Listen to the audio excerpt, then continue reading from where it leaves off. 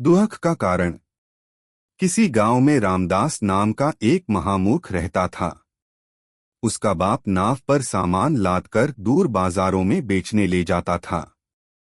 यही उसका व्यापार था। बाप के मरने के बाद घर गृहस्थी और कामकाज का सारा भार रामदास के खोखले सिर पर पड़ा। वह उसको संभाल नहीं सका।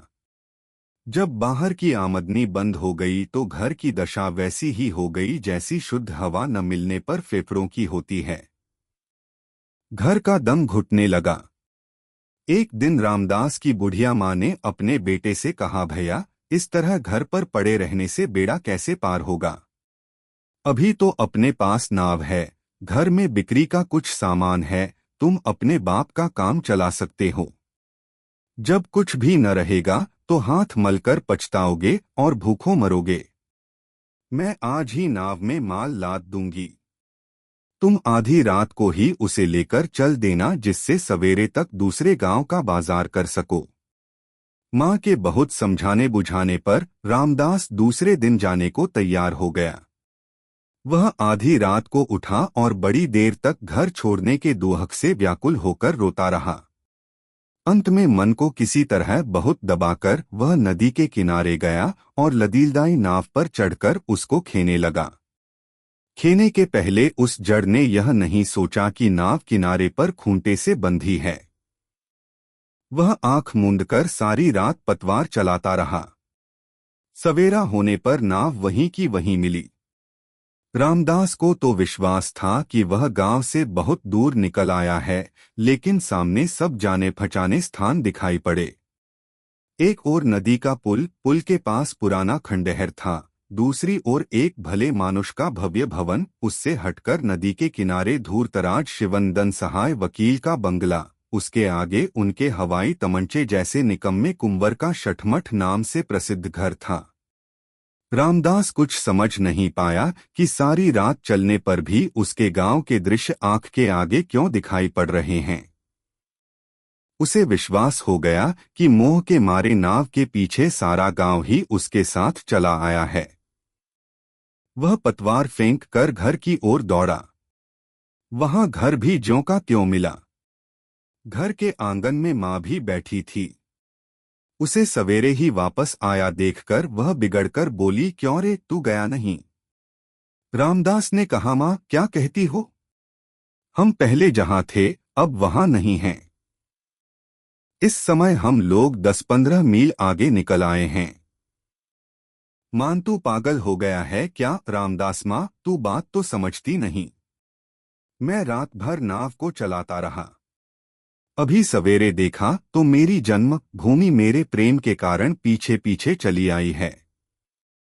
हम लोग इस समय अपने जिले से बहुत दूर हैं।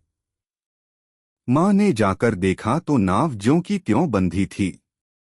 वह लड़के की मूर्खता समझ गई और यह भी समझ गई कि ऐसे अनाड़ी से व्यापार नहीं होगा। थोड़े दिनों बाद गांव के कुछ लोग परदेश कमाने जा रहे थे। बुढ़िया ने सोचा कि उनके साथ एक बार रामदास भी बाहर की दुनिया देख आए तो उसकी आंखें खुल जाएंगी। उसने कह सुनकर परदेश जाने वाले 10 आदमियों के साथ उस मूर्ख को भी गृहदशा की तरह जगा दिया। 11 आदमी चल पड़े। कुछ दूर जाने पर रामदास ने साथियों से कहा, भाइयों रुक जाओ, एक बार गिन कर देख लिया जाए कि कहीं कोई आदमी खो तो नहीं गया। इतनी बड़ी गोल में गोलमाल हो सकता है। सब लोग रुक गए। रामदास एक एक को गिनने लगा। सबको तो वह गिन ले गया, लेकिन अपने को भूल गया। इस भूल के कारण सबकी संख्या 10 ही निकली। उसे बड़ी चिंता हुई, क्योंकि घर से चलने के पहले वह सुन चुका था सब मिलाकर 11 आदमी एक साथ चले हैं। देखते देखते एक कैसे कम हो गया, यह उसकी समझ में नहीं आया। वह वहीं बैठ गया और बोला कि अब मैं ऐसे विकट रास्ते में पैर नहीं रखूंगा। लोगों ने बहुत कहा सुना, लेकिन उसने एक न सुनी। उनका साथ छोड़कर वह अभागा घर भागा आया और माँ से बोला, मैयारी मैया, परदेश के रास्ते में प्रेत रहते हैं। इतनी ही दूर में एक आदमी को देखा गए, परदेश तक तो एक भी नहीं पहुंचेगा। मैं गांव छोड़कर अब कहीं न जाऊंगा, रूखा सूखा खाऊंगा, भगवान का भजन गाऊंगा। माँ क्या करती? उसने बहुत प्रयत्न करके बेटे राम को पास के गांव के मंदिर का पुजारी बनवा दिया और कहा, लो अब यहीं बैठकर शिव शंभू का ध्यान करो, वही तुम्हारा बेड़ा पार करेंगे। भक्तों के भोग से कम तुम अपना पेट भर ही सकोगे। मैं अपना प्रबंध अपने आप कर लूंगी।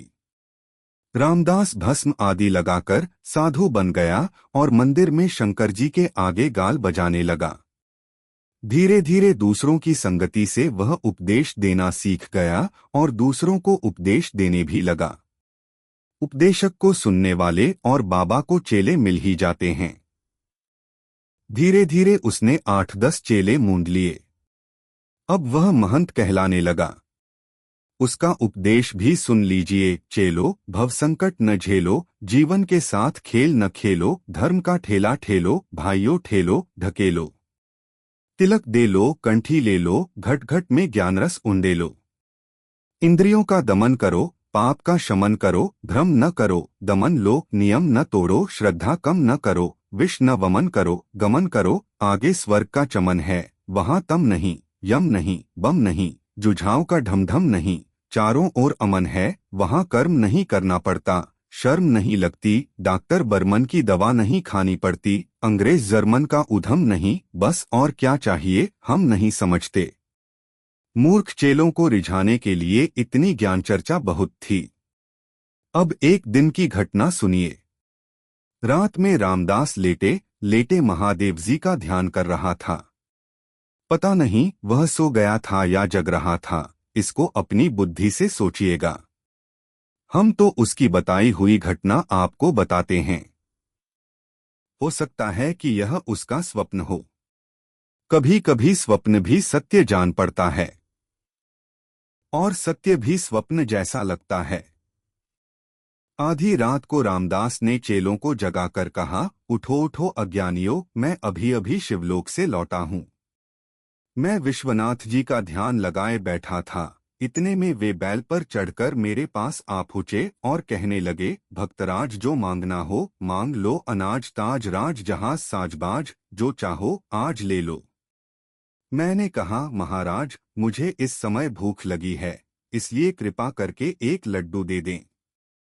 चेले बोले, अच्छा बाबा तब क्या हुआ? रामदास सुनो तो, मेरी प्रार्थना सुनते ही भवानीनाथ अपना सिर खुजलाते हुए बोले कि मोदक तो यहाँ नहीं हैं, तुम मेरे बैल की पूंछ पकड़कर लटक जाओ और चलकर मेरे पुत्र गणेश जी की अलमारी से जितने लड्डू चाहो लेकर खा लो। सो चेलो, मैं बैल की पूंछ के सहारे शिवपुरी पहुंच गया। वहां का हाल न पूछो। जहां देखो मोदी लोग मोदक लिए बैठे थे। मैंने मन भरकर खाया। उसके बाद अभी अभी स्वयं महादेव जी ही मुझे उसी तरह बैल की पूंछ से लटकाकर यहाँ तक पहुंचा गए। सारा हाल सुनकर चेलों के मुंह में पानी भर आया। वे बोले, आप अकेले अकेले स्वर्ग की मिठाई खा आए, हम लोगों के लिए भी लेते आते। भी एक बार वहां ले चलिए, छोड़ देंगे। किसी प्रकार हम लोगों को नहीं तो हम लोग आपको। रामदास ने उन्हें शांत करते हुए कहा, विद्रोह न करो, हम कल रात को शंभू जी को फिर बुलाएंगे। उन बेचारे के पास एक ही बैल तो है, तभी तो वे उससे खेती बाड़ी न करके सवारी का काम लेते हैं। विष्णु की भांति वे भी लक्ष्मी वाले होते तो विमान पर चढ़कर आते और हम सबको उसी पर बैठा कर ले जाते। वे तो बैल पर ही आएंगे। मैं पूंछ पकड़कर जब लटकूं तो तुम में से एक मेरा पैर पकड़ कर लटक जाना। इसके बाद उस चेले का पैर दूसरा पकड़ ले। इस प्रकार सब एक एक का पैर पकड़कर लटक जाओगे तो हमारी पूरी छावनी वहां पहुंच जाएगी। वहां जितने लड्डू खा सकना खाना और चलते समय कुछ शुरा भी लाना। यहाँ वे बड़े महंगे बिकेंगे, भूलना मत। रामदास की बात पर विश्वास करके चेले जुलाब लेकर अपने अपने पेट खाली करने लगे। उन्हें रात भर नींद ही न आई। दूसरे दिन सबने उपवास किया। दिन बिताए ही नहीं बीतता था। जब शाम हुई तो सबके सब रामदास महंत के ऊंचे चबूतरे को घेरकर बैठ गए। एक चेले ने पूछा, बाबा कब चलना होगा? रामदास ने कहा, घबराओ मत, मैं अभी ध्यान लगाता हूँ। वह आंख मूंदकर शिव को पुकारने लगा और चेले उचकुचक आकाश की ओर ताकने लगे। 1 घंटा बीत गया परंतु शिवजी नहीं पधारे। तब रामदास ने चेलों से कहा, बेटो मुझे तो ऐसा लगता है कि महादेव जी तुम लोगों के सामने मुझसे नहीं मिलना चाहते। तुम लोग दूर चले जाओ, मैं आधी रात को उन्हें बुलाऊंगा, उस समय आ जाना।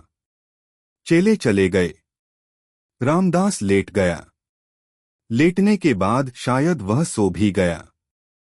उसके बाद का हाल यह है, आधी रात को शिवजी आए।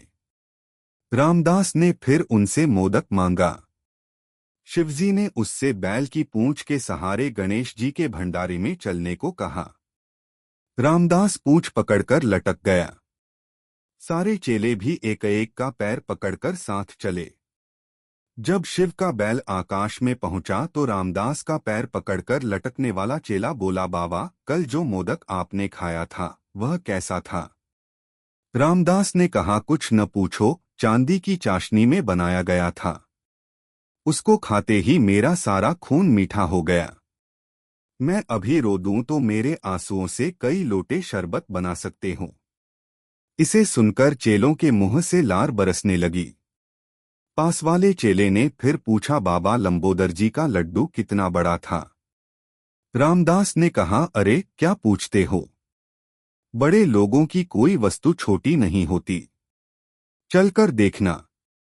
चेले ने फिर कहा, तो भी गुरुदेव बता दो। कद्दू जैसा बड़ा होता है। गणेश जी के लड्डू का आकार बताने के लिए रामदास ने ज्यों ही अपने दोनों हाथ बढ़ाए त्यों ही बैल की पूंछ छूट गई। वह अपने दलबल के साथ पृथ्वी पर धड़ाम से गिर पड़ा। पता नहीं यह सब सचमुच हुआ था या रामदास ने स्वप्न में देखा। सवेरे वह अपने चबूतरे से गिरकर चिल्ला रहा था। लोगों ने जब दौड़कर उसे उठाया तो उसने सबको अपने गिरने का यही हाल बताया। स्वप्न देखते देखते वह ऊपर से लुढ़ककर नीचे आ गया हो तो आश्चर्य नहीं। रामदास सबको अपनी मूर्खता का यह हाल बता ही रहा था। इतने में रात भर के जगे हुए चेले गुस्से में दौड़ते हुए आए। रामदास चिल्लाया, शांत शांत। चेलों ने कहा, धूर्त, तू तो चुपचाप बढ़िया बढ़िया माल खाता है और हम कब के भूखे प्यासे मर रहे हैं। रामदास बिगड़कर बोला, अरे सुनो तो, शिवलोक की यात्रा में तो तुम ही लोगों की मूर्खता से विघ्न पड़ गया। घबराओ मत, फिर चलेंगे। चेलों ने उसे मारपीट कर खदेड़ दिया। वह भागता हुआ अपनी माँ के पास पहुंचा और बोला, माई माई मैं शिव लोक से गिरकर चकनाचूर हो गया हूँ। इधर चेलों ने हड़ताल कर दी है। अब बोलो क्या करूं? मेरी गद्दी तो लुट गई, कहाँ जाऊं? चेले भूख से पागल होकर मेरे पीछे पड़े हैं। माँ ने अपना सिर पीटकर कहा, बेटा तू जहां जाएगा वहीं एक न एक संकट पैदा हो जाएगा। बात यह है कि विपत्ति की माँ, जिसका नाम मूर्खता है, तेरी खाली खोपड़ी में घर बनाकर रहती है। अब घर बैठकर तू अपनी मूर्खता का दंड भोग। रामदास पर आगे और भी दुहक पड़े होंगे, हमें तो इतना ही मालूम है। इतने से ही हम समझ सकते हैं कि मनुष्य को अपनी मूर्खता के कारण किस प्रकार और कितना दंड भोगना पड़ता है।